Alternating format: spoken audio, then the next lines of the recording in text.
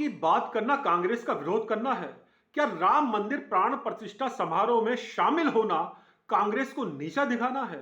क्या इस देश में हिंदू और सनातन की बात करना कांग्रेस की खिलाफत करना है?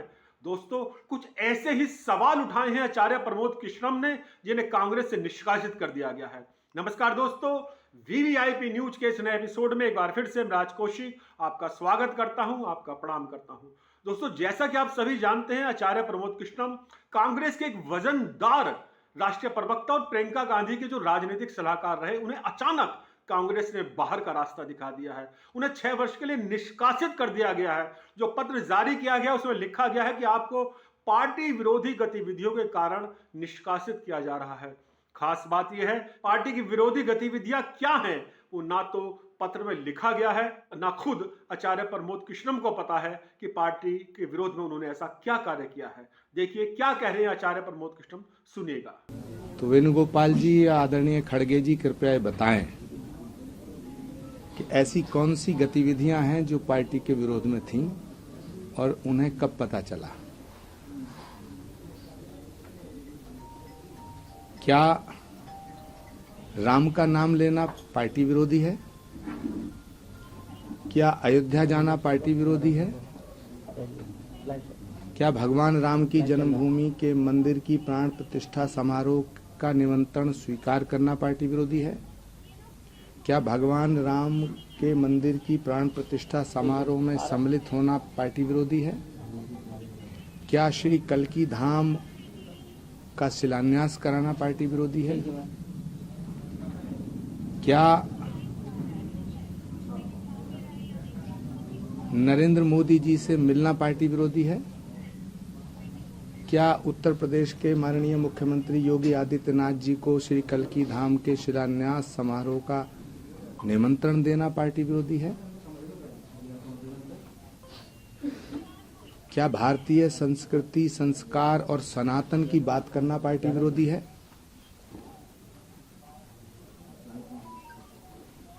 तो ये मेरे सवाल हैं जो कांग्रेस लीडरशिप से हैं और कांग्रेस नेतृत्व को ये बताना चाहिए, देश की जनता के सामने स्पष्ट करना चाहिए कि कौन सी बात और कौन सा बयान पार्टी विरोधी है। ये मेरी मांग है। दूसरी मेरी अभिलाषा है, मेरी प्रबल इच्छा है, भगवान राम को 14 वर्ष का वनवास दिया गया था, तो एक राम भक्त को 6 साल के लिए क्यों निकाला जा रहा है? इसको 14 वर्ष कर दिया जाए। दोस्तों, आचार्य प्रमोद कृष्णम यूं तो मूल रूप से संभल के रहने वाले हैं, लेकिन लंबे समय से वो गाजियाबाद में रहते हैं, साहिबाबाद में। गाजियाबाद के लोग अच्छी तरह से इस बात को जानते हैं कि आचार्य प्रमोद कृष्णम राजनीतिक रूप से हमेशा ही कांग्रेस के साथ जुड़े रहे।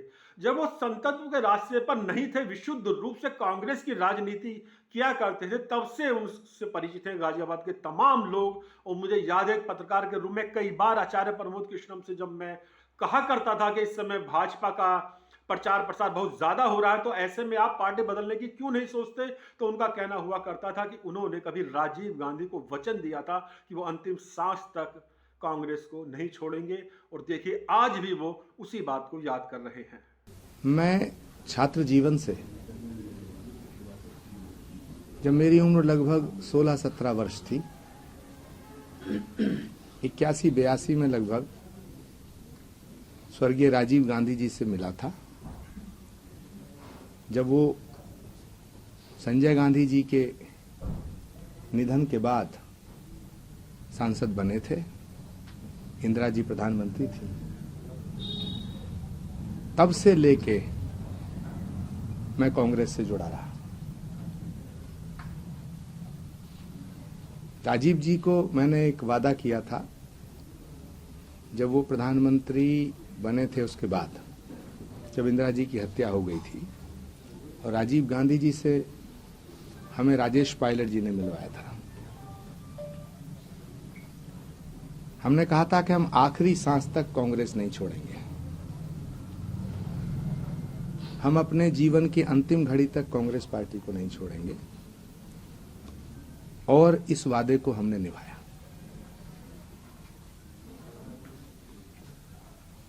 बहुत से ऐसे मोड़ आए, बहुत सी ऐसी बातें आईं। कांग्रेस पार्टी के बहुत से ऐसे फैसले थे जिनसे मैं सहमत नहीं था। धारा 370 हटाने का फैसला जब भारत के प्रधानमंत्री आदरणीय नरेंद्र मोदी जी ने लिया तो ये देश हित में फैसला था। कांग्रेस को इसका विरोध नहीं करना चाहिए था। इसी तरह 3 तलाक को हटाने का फैसला, यह हमारी मुस्लिम बहनों के हक में था। इसका पार्टी को विरोध नहीं करना चाहिए था। तीसरा, जब डीएमके के नेताओं ने कहा कि हम सनातन को मिटा देंगे, सनातन डेंगू है, मलेरिया है, कुष्ठ है,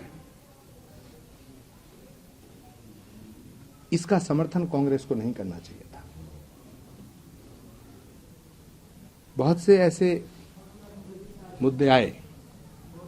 एक और बड़ा मोड़ आया जब भारत की नई संसद का उद्घाटन भारत के प्रधानमंत्री जी ने किया। उसका विरोध कांग्रेस पार्टी ने जब किया, जब कांग्रेस पार्टी के नेताओं ने उसका विरोध किया तो मैंने इस बात का समर्थन नहीं किया और मैंने ये बात कही कि भारत की संसद का उद्घाटन अगर भारत का प्रधानमंत्री नहीं करेगा तो क्या पाकिस्तान का प्रधानमंत्री करेगा। इन सब बयानों के बाद, इन सब बातों के बाद पार्टी के अंदर मुझे अपमानित करने का कार्य किया जाने लगा। मैंने अपमान के बहुत घूंट पिए लेकिन पार्टी नहीं छोड़ी। दोस्तों, पत्रकारों के साथ बातचीत में आचार्य प्रमोद कृष्णम राहुल गांधी से बेहद खफा दिखाई दिए, बेहद नाराज दिखाई दिए। उन्होंने स्पष्ट रूप से कहा कि जो व्यक्ति अपनी दादी के साथ काम करने वाले वरिष्ठ कांग्रेस जनों के प्रति सम्मान का कोई भाव नहीं रखता, वो उनके साथ भला और क्या कर सकता है, और उसके नेतृत्व में इस देश का, इस पार्टी का भला क्या भला हो सकता है। देखिएगा क्या बोले हैं प्रमोद कृष्णम। मैंने सोचा कि जो शख्स अपनी दादी, अपनी मां, अपने पिता के साथ सुख दुख में खड़े रहने वाले नेताओं की इज्जत नहीं करना जानता,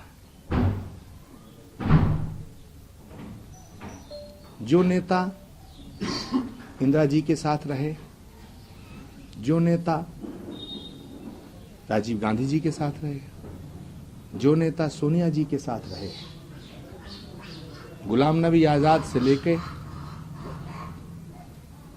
कमलनाथ तक, भूपेंद्र हुड्डा जी से लेकर के दिग्विजय सिंह जी तक, आनंद शर्मा तक, ये वो लोग हैं जो इंदिरा जी के साथ भी रहे, राजीव गांधी जी के साथ भी रहे और सोनिया गांधी जी के साथ भी रहे। ये वो लोग हैं जिन्होंने राहुल गांधी जी को उंगली पकड़ के चलना सिखाया। भारत की संस्कृति है, भारत की सभ्यता है कि हम अपने बुजुर्गों का बड़ा सम्मान करते हैं, हम अपने पूर्वजों को बड़ी इज्जत देते हैं।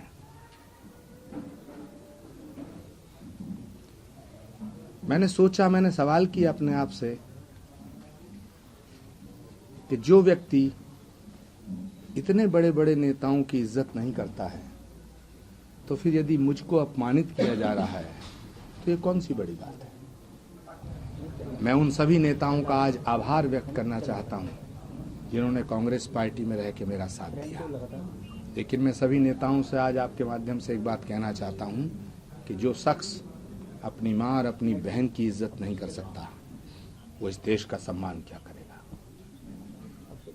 जो शख्स अपनी विरासत को संभाल नहीं सकता, वो भारत को कैसे संभाल पाएगा। सब अपनी अपनी जगह सोचें, चिंतन करें। राजनीति छोटी है, राष्ट्र बड़ा है। हम एक दिन सब मिट जाएंगे, लेकिन ये राष्ट्र नहीं मिटना चाहिए, ये भारत नहीं मिटना चाहिए। कांग्रेस पार्टी क्या थी और क्या हो गई है?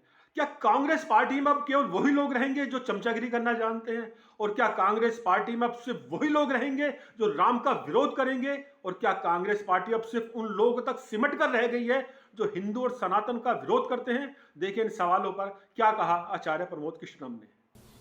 कि वो कांग्रेस जो महात्मा गांधी की कांग्रेस थी,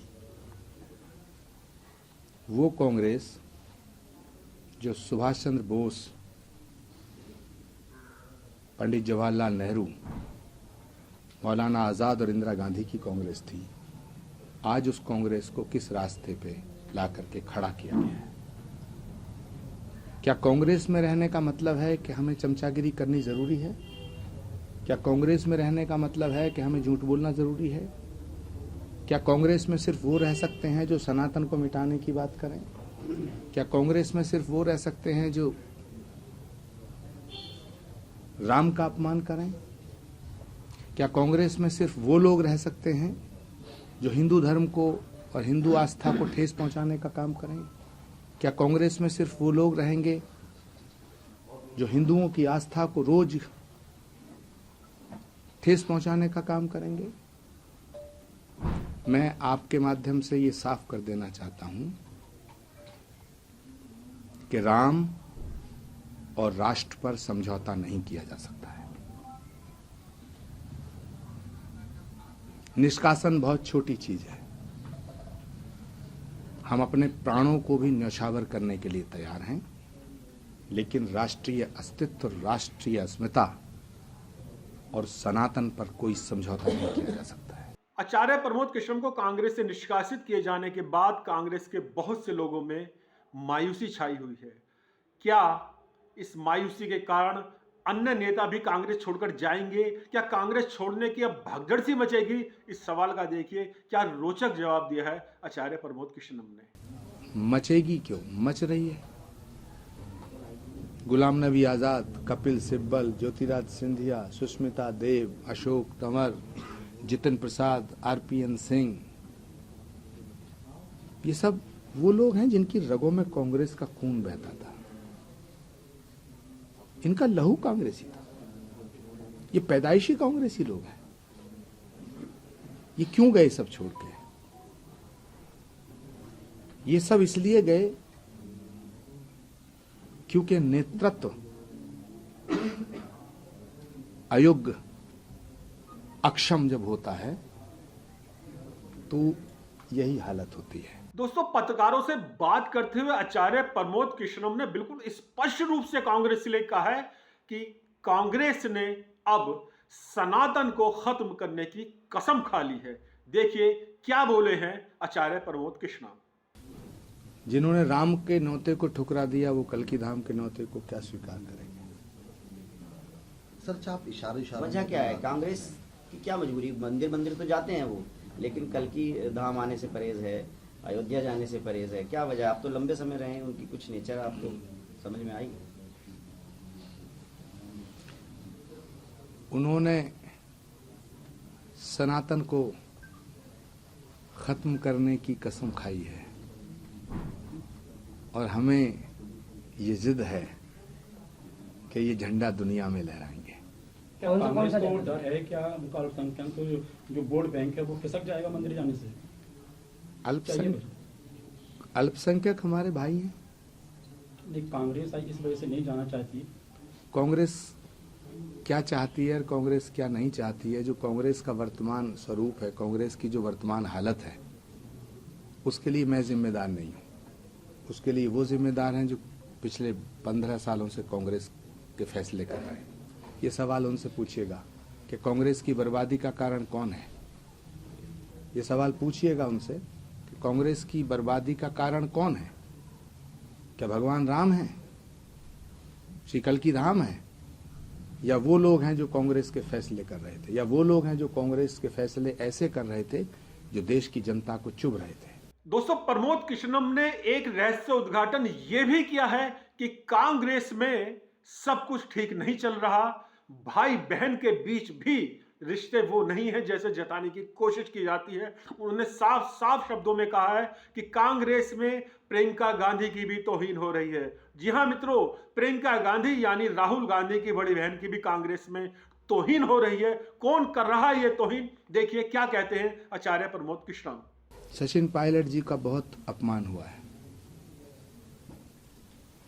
लेकिन भगवान शिव की तरह वो जहर पिए जा रहे हैं। उसी तरह प्रियंका गांधी जी की बड़ी तौहीन हो रही है। जब ऑल इंडिया कांग्रेस कमेटी के पदाधिकारियों की लिस्ट जारी हुई तो देश की आजादी के बाद आज तक किसी भी पदाधिकारी के सामने ये नहीं लिखा गया जो प्रियंका गांधी जी के सामने लिखा गया। आप पूछिएगा प्रियंका जी से कि क्या वो इस फैसले से खुश हैं। उनके आगे लिखा गया कि Priyanka Gandhi general secretary without any portfolio, यानी आप जनरल सेक्रेटरी हैं लेकिन कोई काम नहीं करेंगी। पूछिए उनसे, पूछिए प्रियंका गांधी जी से कि आज राहुल गांधी जी की यात्रा चल रही है 1.5 महीने से, उसमें क्यों नहीं जा रही। तो सवाल इस बात का है कि ये जो अपमान किया जा रहा है उनका और बाकी लोगों का, ये किसके इशारे पर हो रहा है, क्योंकि हमारे अध्यक्ष जी तो रबड़ स्टैंप हैं। दोस्तों, आचार्य प्रमोद कृष्णम कुछ दिनों से प्रधानमंत्री नरेंद्र मोदी की बहुत प्रशंसा करते हुए दिखाई दे रहे हैं। वो बात बात में उनकी तारीफ करते हैं। पत्रकारों के साथ बातचीत में भी आचार्य प्रमोद कृष्णम ने प्रधानमंत्री की तारीफ की, और तारीफ करें भी क्यों ना, आखिर उनके एक निमंत्रण पर नरेंद्र मोदी ने स्वीकार कर लिया कि 19 फरवरी को वो संभल में कल्की धाम के शिलान्यास समारोह में शामिल होंगे। देखिए क्या कह रहे हैं आचार्य प्रमोद कृष्णम। श्री कल्की धाम का शिलान्यास समारोह 19 फरवरी को हो रहा है और मुझे फक्र है, मुझे गर्व है इस बात का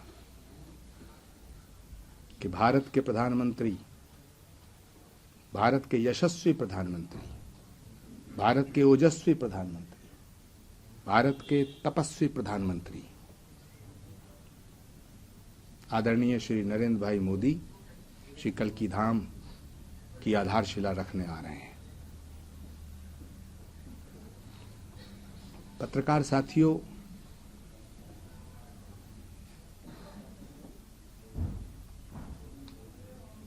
सवाल इस देश के भविष्य का है।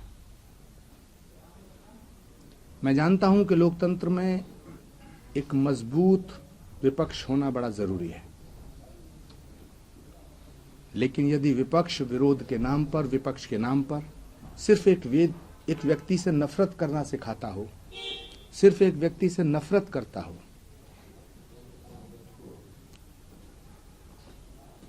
तो देश का लोकतंत्र खतरे में पड़ता है।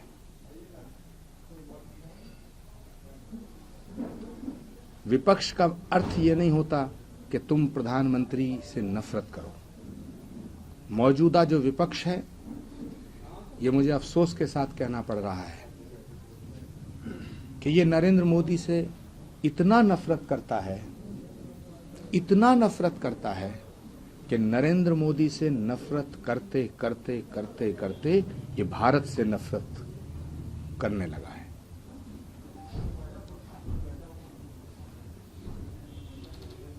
अपना दृष्टिकोण बदले बिना इस देश के लोकतंत्र को नहीं बचाया जा सकता है।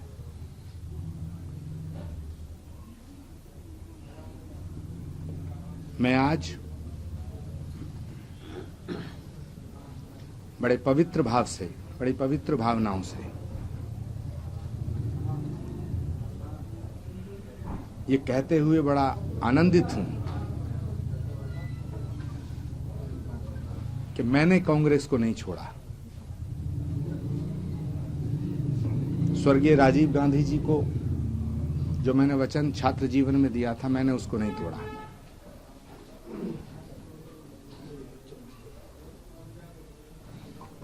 लेकिन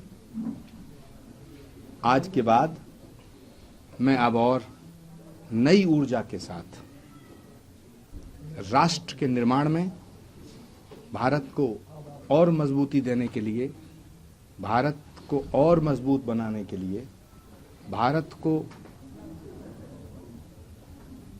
और शक्तिशाली बनाने के लिए, भारत को विश्व गुरु बनाने के लिए मैं इस देश के प्रधानमंत्री के साथ खड़ा रहूंगा। मुझे ये कहते हुए हर्ष हो रहा है कि इस देश को एक सुयोग्य, सुसंस्कृत, समर्थ नेतृत्व की आवश्यकता थी, जो नरेंद्र मोदी जी ने पूरी की है।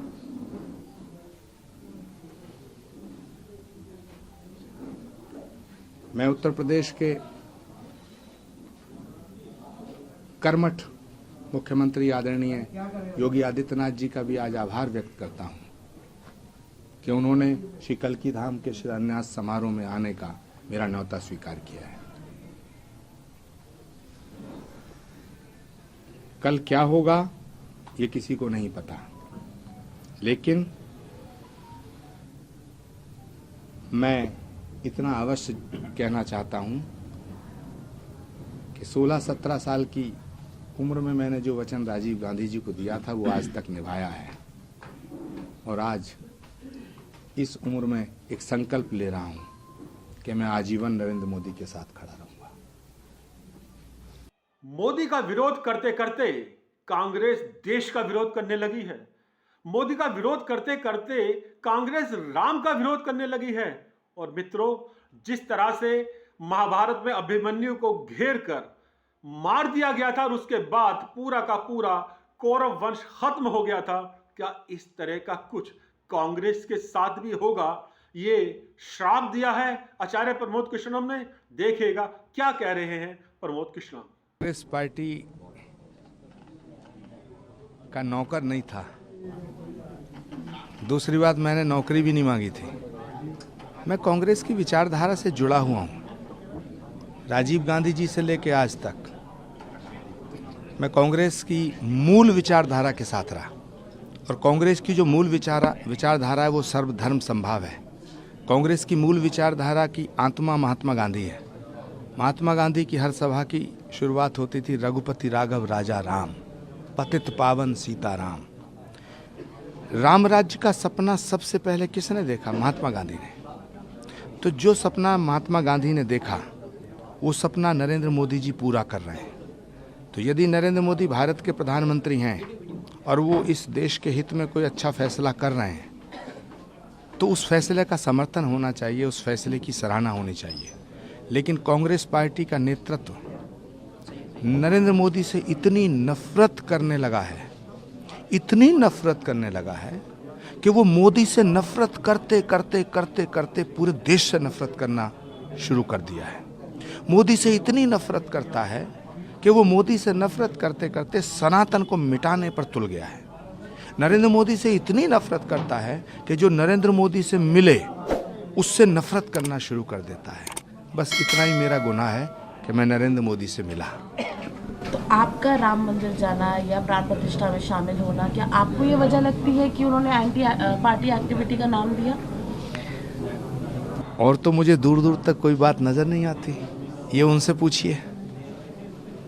राम मंदिर का न्योता ठुकराना और राम मंदिर के न्योते को अस्वीकार करके चिट्ठी जारी करना,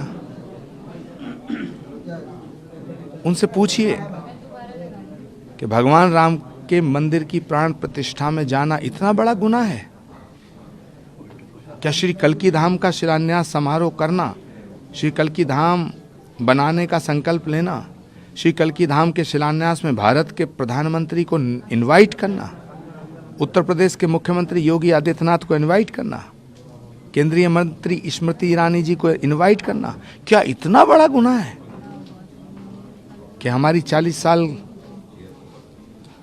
की तमाम तपस्या को आप खत्म कर देंगे? मैं आपसे कहना चाहता हूं, महाभारत में षड्यंत्र रचा था शकुनी ने, और अभिमन्यु का वध हुआ था, उसका परिणाम ये हुआ कि धृतराष्ट्र का वंश समाप्त हो गया। थोड़ी तकलीफ हुई है, लेकिन मैं आभार व्यक्त करना चाहता हूँ कांग्रेस के उन नेताओं का जिन्होंने मेरा निष्कासन कराने में बड़ी महत्वपूर्ण भूमिका निभाई है।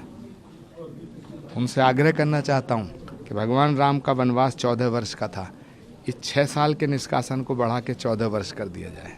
पॉलिटिकली अभी भी आप आगे एक्टिव रहने का आपका इरादा है? भाजपा ज्वाइन है, कोई और पार्टी अगर भाजपा नहीं, वैसे आपने बोल दिया है कि मोदी जी का समर्थन देंगे आप? अब मैं किसी पार्टी को ज्वाइन करने नहीं जा रहा हूँ, और राजनीति और सियासत संभावनाओं का खेल है। कल क्या होगा कहा नहीं जा सकता है, पर मुझे पूरा भरोसा है भगवान श्री राम पर और श्री कल्कि धाम पर कि जो होगा अच्छा होगा। मगर एक बात ज़रूर कहना चाहूँगा कि मैं आज नरेंद्र मोदी जी के साथ खड़ा हूँ और जीवन की आखिरी सांस तक उनके साथ खड़ा रहूँगा।